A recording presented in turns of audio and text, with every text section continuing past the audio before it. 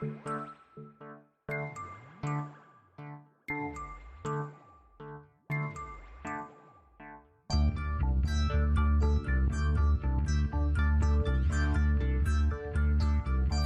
is Continuum Drag, a weekly podcast revisiting television sci-fi, fantasy, and everything in between. This week, Here Comes Tobor. That's Tommy, Professor Adams' nephew. He's quite a kid. That Tobor is quite a kid, too. How does he work? ESP. Tobor has a built-in extrasensory perception.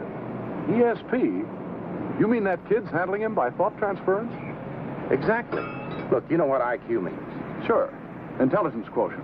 The rating of a person's intelligence. Well, there's also an ESP quotient. Tommy happens to have been born with one of the highest ever recorded. He can handle Tobor better than you can handle a police dog. Welcome to Continuum Drag, the podcast that causes robots to go berserk. I'm Luke, here with my co-host Nodroj. What's real, Nodroj? You figured out the secret of Tobor. It's robot backwards. Oh, man. Well, this week we're watching a pilot, maybe a TV movie. I don't think it actually ever aired on TV, but it definitely a pilot. It's called Here Comes Tobor. And I don't know if you saw it. There was a movie that came out, I think, a year or two before called Tobor the Great. And I think they thought it was a big enough success that they could do a TV series. So this is a pilot based on the movie that never actually aired because no one liked this pilot. Yes. This pilot was done in probably... It says 1957 online. From what I can tell, it was made for the 1956-1957 television sort of season. It was never picked up by anyone, so it didn't really see the light of day. It was suggested by a listener, of course. So we got this suggestion from old C. Chupek, at C. Chupek on Twitter. Right. Hey, is this our oldest thing we've seen? Yeah, I think so, because it's from 1957, theoretically, 56, and then the movie it's based on was an independent film from 1954. So this is, I think, going back, I was trying to decide, and I think the last thing we watched, it was this age range was probably Ghost of Sierra de Cobra, but that's 1964, so this has to, I think this is as far back as we've gone. Yeah, so we've finally done it. We've done something from the 50s. Yeah, it's crazy. It was made for less than $50,000. And I don't know if you looked into this, has a completely different cast of characters from the film, except for Tobor. Tobor's back. Yeah, I think why the reason for that is that they spent the money on building Tobor, and the rest they're like people they're interchangeable. But Tobor, we spent the money, he's built, he's good to go. Yeah, it does feel, I didn't look into it too much, but it does feel like it's not directly related to the movie. It feels like a completely different backstory for Tobor. It feels quite different, to me anyway. What I read was that in the movie, and someone who's seen Tobor the Great would have to correct me, the kid's name is Gadget, I believe it was. Like he has a nickname, and it's like Gadget. And I think he controls him with like a remote control or something like that. And this, they decided, not a spoiler, we're going to talk about it, that he controls Tobor through ESP. And yes.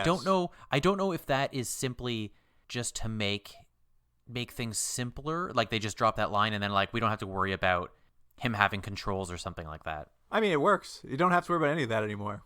Fair enough. It actually, and we'll get into it, but I actually do think it leads to at least one interesting moment of conflict in the little pilot, so we'll get into it. Can I mention one thing? Yeah, go for it. Tommy Terrell, who plays Tommy Adams in this, his one and only role. So he made this pilot that never saw the light of day, and he never acted again. Well, I mean, I know as you were watching, you could tell this was a powerhouse actor with a long career ahead of him. Yeah. I mean, look, you take this with a grain of salt or a little bit of context, is that he is acting like you would see kids acting in the 1950s. Yeah, it's just that acting He's style. Not bringing any less or more to the table. Yeah.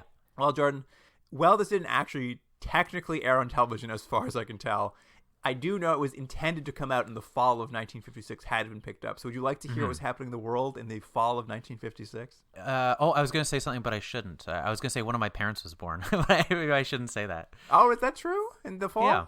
Mm-hmm. Well, this is what was happening when your mom and or dad was born. Mm-hmm. So September 9th, 1956, Elvis appears on Ed Sullivan for the first time. Oh, interesting. Is that the, I think that's the waist up one. It must be. And this is, at this point, it may be very sad because, like, Imagine the alternate reality where Tobor gets a TV series, and then later that year we have Tobor meeting Elvis on the Tobor show. Yeah, the Tobor variety show, you're saying? It would have been so... Elvis could have done a cameo. It would have been great. I would have loved it. Yeah. And September 13th, 1956, the hard drive is invented at IBM. Oh, interesting. Now, I'm curious as to what the hard drive actually looked like. I'm assuming it Jordan, was you're large. holding a shoebox-sized thing in your hands. You should be holding a room-sized device. Right. September 16th, 1956, Australia gets TV. Oh. Oh.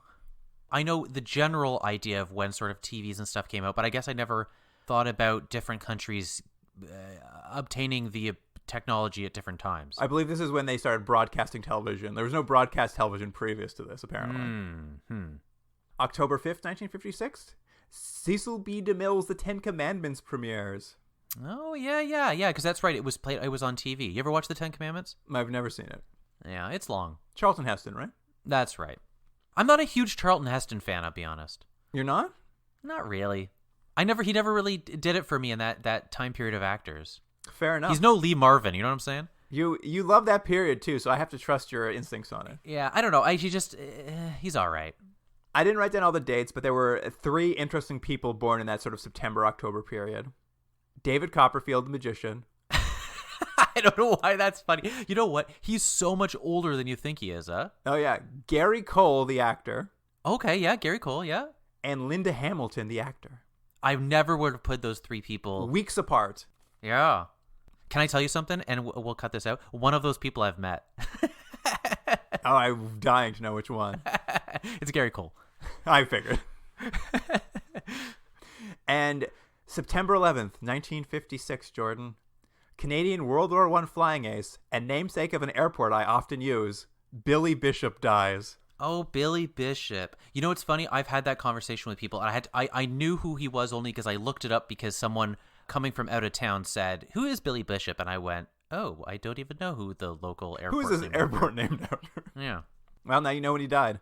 Yeah. And let me tell you, Luke, so far, and I know you're probably finished, but this is my favorite of what happened during the month. This is my favorite one so far. Oh, this is your favorite one? Well, it's because... I think it's because David Copperfield's birthday. Oh, I see. I thought it was because Billy Bishop died on September 11th, and you never forget.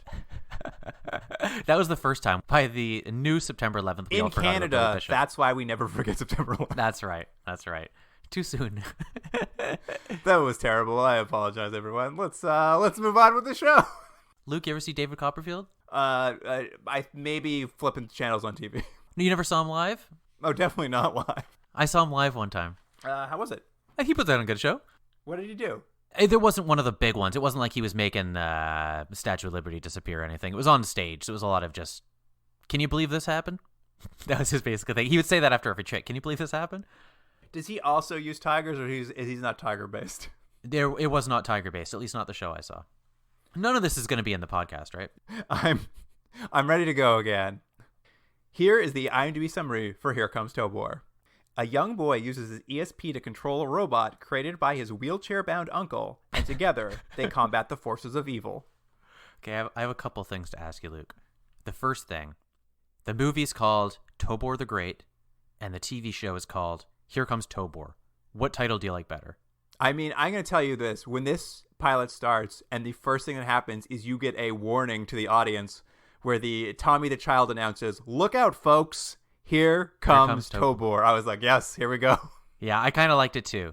I think I like Here Comes Tobor. And my second question is, based on the synopsis you gave, do you think the reason they chose to have the uncle, his name is Professor Adams. Professor Uncle Bruce Adams. Yeah, they chose to have him in a wheelchair was so that it was believable that Tommy would be, for all intents and purposes, the action star? Do you think that's why they chose that? I hadn't thought about it, but maybe?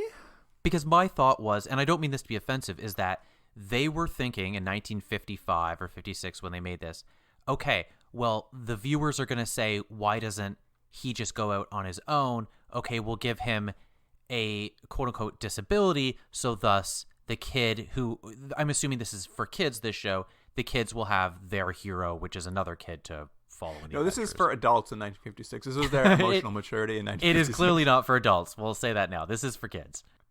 Yes, you're probably not too far off. I hadn't thought about it too much. When we meet Professor Bruce Adams, he's working in his lab and he picks up a mysterious signal from the South Pacific. So he calls up the FBI and tells them to get over here and bring a Navy code expert. And I'm just like, Professor Adams has pull. Yeah, he has some connections. They don't exactly explain what it is, but he is sort of pseudo-military, some sort of scientist of renown. Yeah, he's a big inventor for sure. Yeah, that has connections to the military and apparently has technologies maybe the military doesn't have. Yes. He's creating them for the Navy, perhaps, right, too. Something like that. It's ambiguous because, again, it's a kid's show. They just need you to know that he can call the military when needed.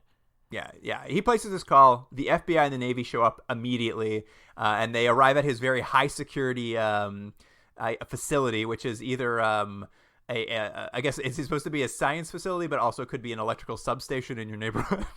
Yeah, I actually didn't realize because you get is just the inside of the room, and you don't see much, probably because of budgetary restrictions. You don't see much of his office. You sort of see the screen he has in his desk, and it's kind of all in shadows.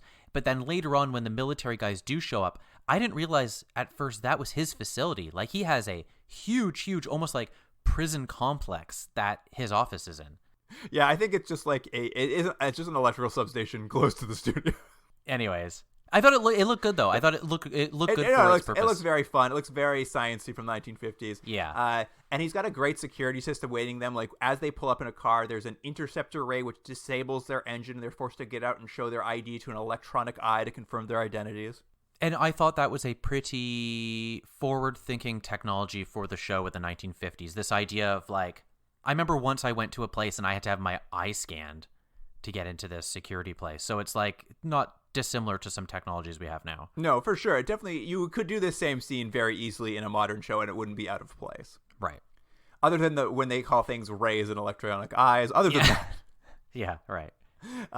As they enter the facility, they witness a boy named Tommy playing a game of horseshoes with a robot named Tobor. Yeah, and so it's a great introduction, eh? I actually think it does a pretty good job. It shows that they have a good relationship. It's a playful relationship, and they also are quickly able to add in a line, one that Tobor is just better at everything because he's a robot. I think Tommy says because he has electronic reflexes is what he says. And then we also get a line real quick from the two military guys that come in. They're basically driving in to talk to Adams. It's Steve and Talbot, right? Oh, I didn't write them down. FBI and Navy I wrote down. Yeah, so they come in and one of them's like, "Oh, look, it's Tommy and he has the highest level." Well, they go, "Hey, do you know about IQ? You know, some people could be off the charts in IQ. Well, guess what? There's this also chart for ESP, and Tommy's off the chart for ESP. He has such a strong ability that he can control Tobor with very little effort through his mind." And they just drop it as a line of dialogue. And I honestly was watching. I was like, "Great, that's all I needed. That Tommy controls him with his mind." If Tommy were born 40 years later, he would have been an ESPer working with Nick Fury. I forgot about that TV movie. Good call. For all the people who've listened to that one little podcast we did. They really do establish it well. It's like, Tommy has ESP, he uses it to control the robot, and that's how this is going to work. It's great. All done with. But he doesn't do it the way you might think. And maybe I'm getting too caught in the weeds here. He doesn't do it. It's not like Pacific Rim. He's not moving his arm and then arm moves up. He's moving his leg. It's sort of just, it seems to be moving independently of him, but he's sort of it's telling more it casual. What to do. It's more like just being around each other. He's just able to, like, when he has a thought, Tobor will execute it. And it's not like it's also like that thing where you close your eyes and rub your temples. You're like, oh, I'm moving you, yes. Tobor. It is more just like, he walks near Tobor and Tobor just, like, does whatever happens. And let's just really quickly, let's talk about Tobor. Can we talk about what he looks like so people can picture him? I was going to ask you what you thought of Tobor. I thought Tobor looked great. He looks exactly like you think a 1950s robot would look like. He's silver. I know this is all black and white, but he's silver, and he has a glass dome that kind of goes over his head. So he's got like a type of robotic face, but it's under this glass dome, and he's got like an antenna sticking out, and he has light up eyes. Yeah, he has light eyes. I have a picture of him on my desktop. Cathode ray tube eyes or something. Yeah, and he's kind of got like a grid for or like panels for his chest. I assume it can kind of open, and he's got that sort of his knees and elbows, his joints have that sort of tubing so they can bend for clearly the actor inside. But it looks just like you would think a robot should look, and I enjoyed the look of him. I also like the scale of Tobor. He's like 7 or 8 feet tall. He's actually quite large. And they sort of get around because clearly it's a difficult costume for the person to move in. So they sort of, I think they shot this as well as you could around the immobility of Tobor. 100%. Yeah, I mean, it's a great looking 1950s robot. Yeah, agreed. Well, we're both pro Tobor.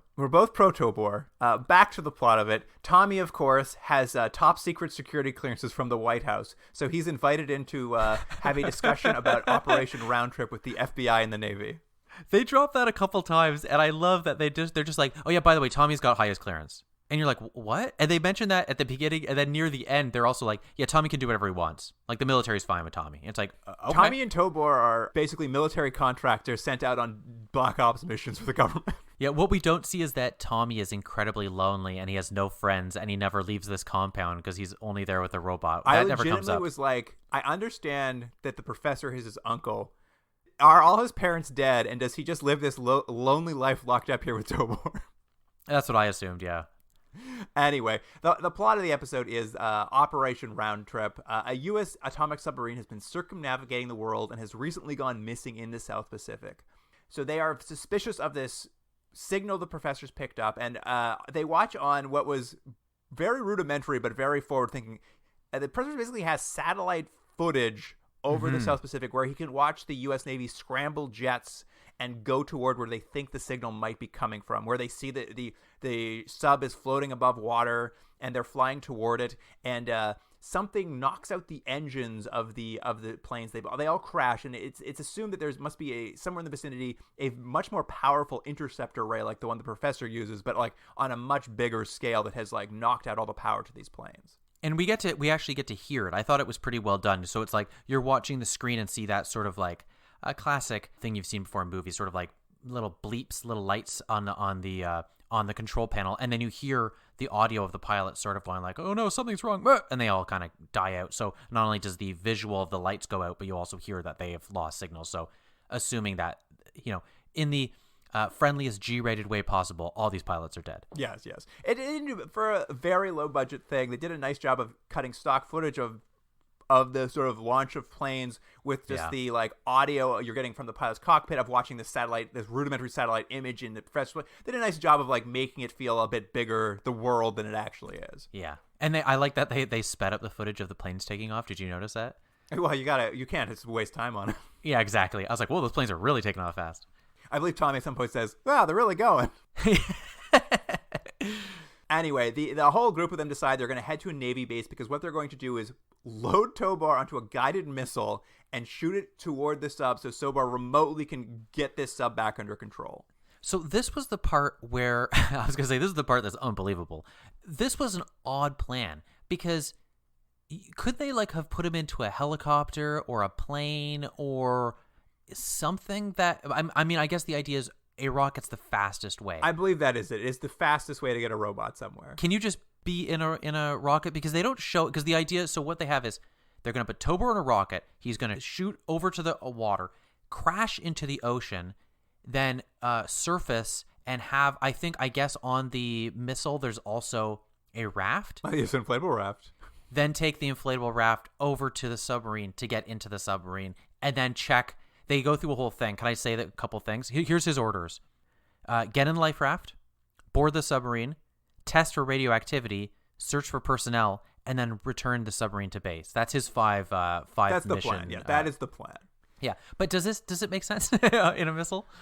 I mean, it makes as much sense as any. I mean, I don't know. Why not? Put the robot on a guided missile and it's the fastest way to get him there. But what is the one complication, Luke, when they put Tobor in the missile? The funniest complication is these three men bring Tommy with them, obviously, because he has top security clearance.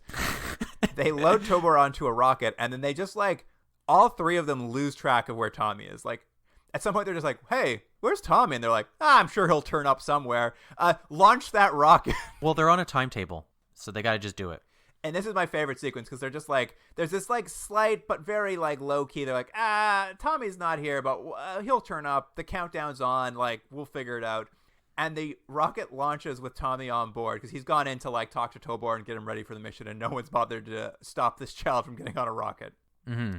And as it launches, the professor suddenly is just like, oh no, what if my nephew's on the rocket we just launched? Could he have survived the like power of the thrust of that rocket? And the Navy guy's like, no, he's dead. For sure, if he's on that rocket. And like the professor is distraught, and they're like, listen, we're very sorry your nephew just died horribly, but you need to get back to work. We need to get that atomic sub back. And the professor's like, you're right, fuck it, let's get back to work. Yeah, but what I like is I don't know if they don't explain why you would die being in a rocket. I can think of a few reasons. I think the show, what it implies is that it'd be a little bit shaky because Tobor sort of just holds Tommy, and Tommy makes a line like, you're the best seatbelt around, or something to that effect. And so he's okay while they fly. That's the explanation for how he survives, yes. The hug, the seatbelt hug. Can you believe that they put in this pro seatbelt propaganda into this film? Disgusting. Yeah, that's funny. Yeah, but it's again, it's sort of kid logic. So you go, okay, sure. But anyway, the missile lands at sea. They basically, the professor, this is where he explains all of the jobs that Tobor needs to do, and he gets there. And the professor also explains, well, since my ESPing nephew is dead, I have a backup thing. We have I have like a remote control where I can send ESP messages to Tobor to get him to execute a command. So it's fine. My nephew's dead. I'll grieve him later. I can use this remote control to like get Tobor to do what we need him to do. And when he tries to use it, he pulls it out and he's like, I'm going to use it. And the first thing he's going to do is get in a life raft. And a series of lights will illuminate when Tobor. This is how we will know remotely Tobor has completed a task. The tasks you have already listed off, Jordan. Yeah. And the professor's like, oh, look, one of the lights lit up. He's already started. And the professor's like, wait, I haven't given him a command yet. This must mean Tommy's alive. It's a miracle. Like the world is saved, basically. Mm-hmm.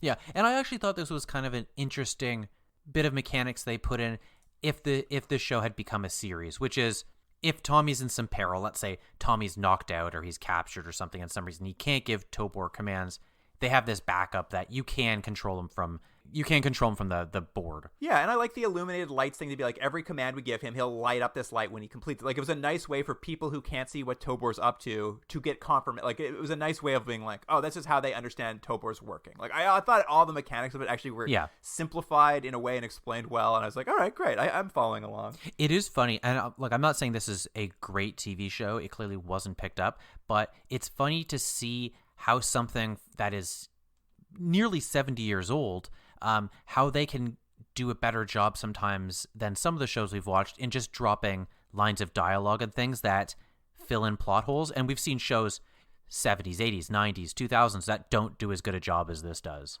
Yeah, I mean, it's not the least clumsy exposition, but like it's quick, it's to the point, and it makes the show move on. Exactly. So the military guys and Uncle Professor just sit back, watch the lights light up, because basically Tommy's just running Tobor through the things he needs to do on the ship, and they're having a nice time. It's all going well. When news comes into the Navy that the crew of the sub has been found, it turns out the submarine, this atomic sub at some point, its helm stopped responding. And so the crew has abandoned ship and set a bomb to destroy the ship so that no one else could get it. So basically they were going to scuttle the ship after they were lost control of it. And this news is just shocking to everyone in the thing because they're like, uh-oh, Tobor and Tommy are in an atomic sub with a bomb that's about to explode. So they've set up. That's the new problem now. That's the new problem. And this is where they introduced what I thought was one of the more interesting pieces of this show, like conflict-wise, as the professor explains that there's no way to warn Tommy. Like they can only basically send commands to Tobor. But if Tobor receives two different ESP controls at the same time, Tobor goes berserk. So you can't be like, oh, I'll just tell Tobor to go find the bomb that Tommy doesn't know about because Tommy's also controlling Tobor. And when he attempts to do that, Tobor will like start flailing his arms around and going insane. As one of, I believe the FBI says, as we all recall from that time Tobor flew an artificial moon and went berserk. And I was just like, so millions died that time, right? That artificial moon, Tobor went berserk and crashed an artificial moon. But you're right again. It sort of sets up possible interesting things for future episodes. Obviously, then they're not going to happen, but it's an interesting idea, and it sets up the parameters how Tobor can and can't work. And again, I think they did a pretty good job of it. So basically, it also allows you to have characters sitting at the desk, they go, well, I guess we'll just wait and see what happens and let it be the Tommy Tobor show. Yeah, exactly. And in this particular case, they're like, well, we have no choice.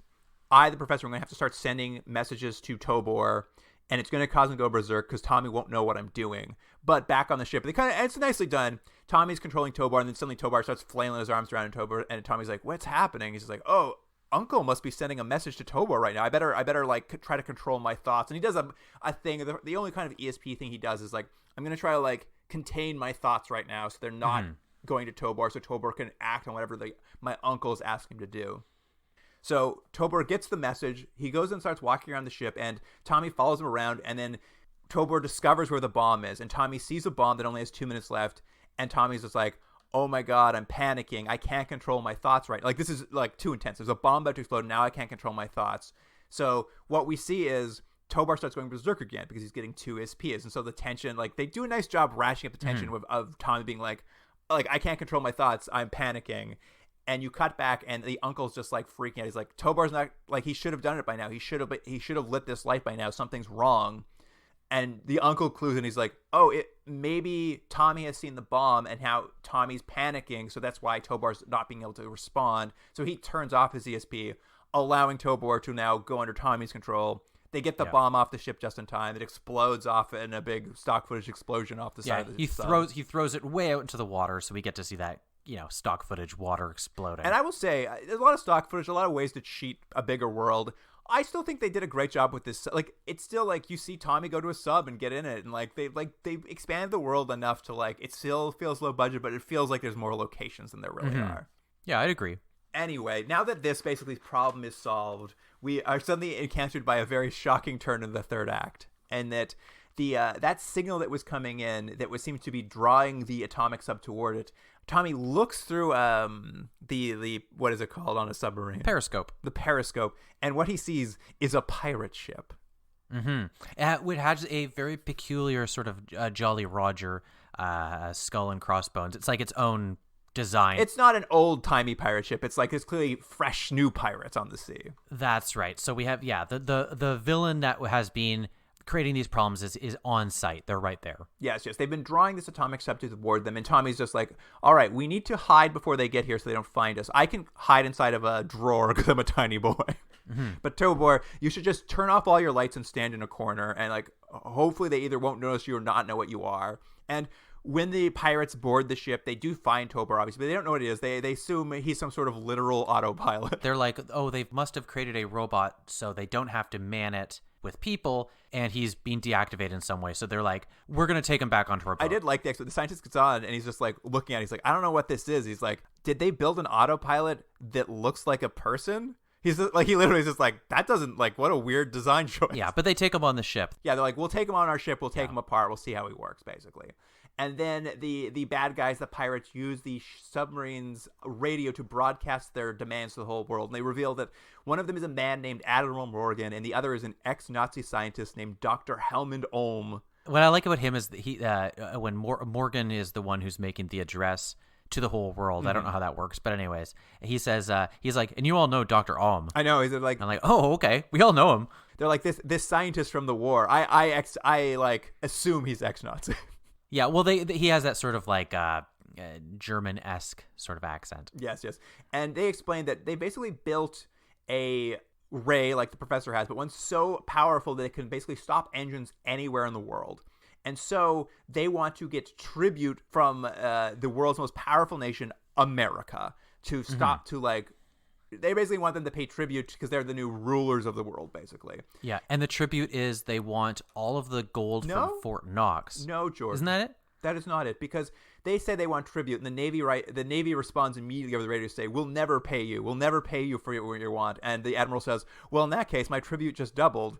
I'll take all of the gold. I think he wanted half originally. Right, so he's going to take all the gold from Fort Knox. And then they explain, like, I put it here and then leave it and all this stuff. I just really liked when he's just like, all right, I'm doubling what I wanted. I like the idea that originally he was going to be like, just half. I'm a very fair man. I only want half of it. But, yeah, so he has his demands. And if they don't do it, they'll disable New York City forever. But thankfully, Tobor is on deck. Yeah, they've just, like, placed him there. They've moved Tobor to the deck of the pirate ship. They've left the submarine alone. Tommy sneaks out, uses the periscope to like see Tobor, which I guess maybe this means to control Tobor with ESP, he needs to have a line of sight on him, or at least probably needs to know where he is so he can control him correctly. Right, yeah. And proceeds to beat the crap out of all of the people on the ship the robot just beats the crap out of everybody on the ship.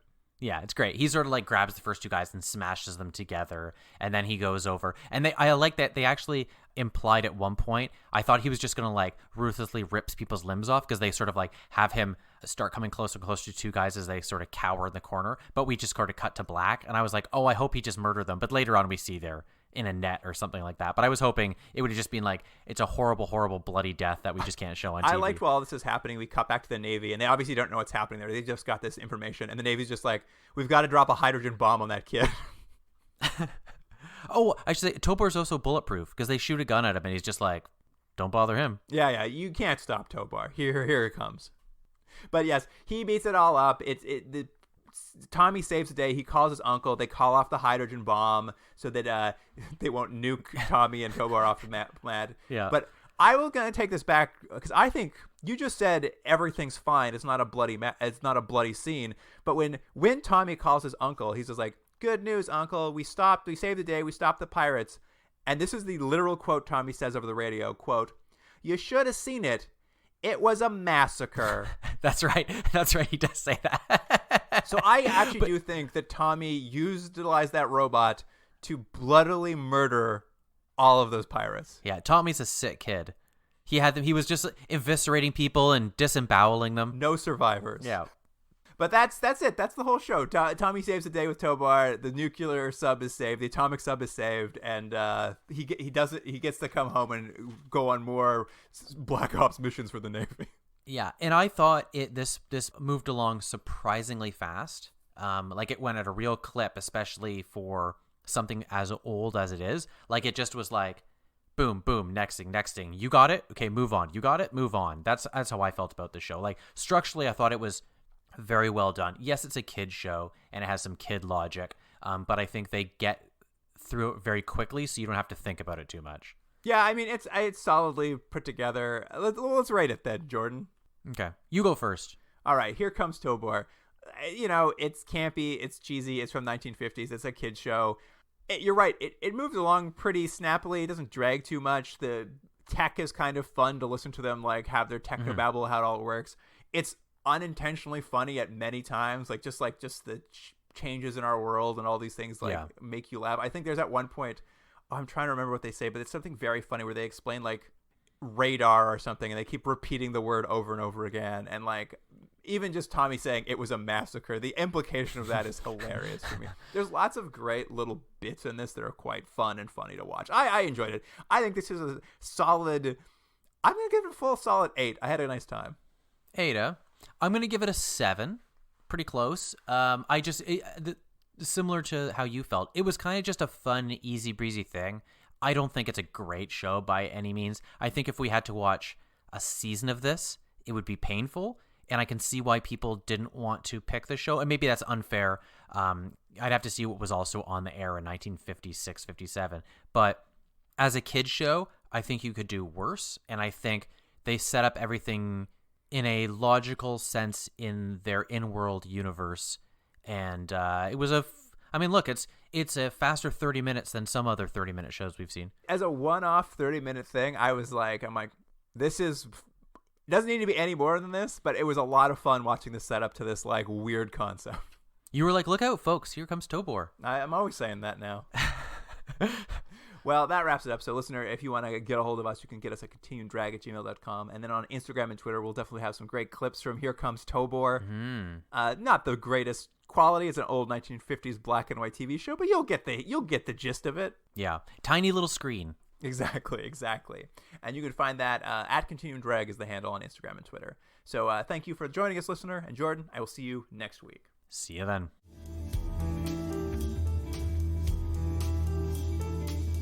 Continuum Drag is recorded in Toronto, Ontario. Theme music by James Rex Seidler. Produced by Jordan Dullock and Luke Black. Special thanks to Aaron Hughes.